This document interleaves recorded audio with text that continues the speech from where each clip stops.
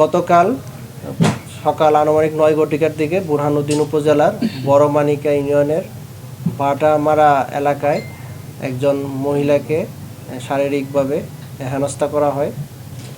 এই ঘটনার পরপরই বুরহানুদ্দিন থানায় নারী নির্যাতন এবং চাঁদাবাজি সহ অন্যান্য ধারায় একটি মামলা রুজু হয়, যেখানে বাদী ৩৩ জনকে নাম উল্লেখ করে এবং অজ্ঞাত ২০-২৫ জনকে আসামি করে মামলা রুজু করেন।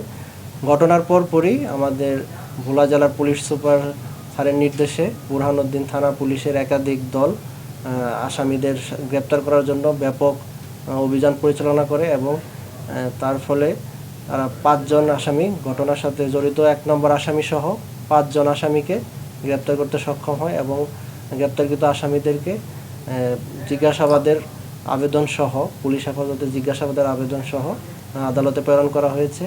তো এই ঘটনার সাথে জড়িত অন্যান্য আসামিদেরকেও গ্রেপ্তার করার জন্য আমাদের একাধিক টিম কাজ করছে।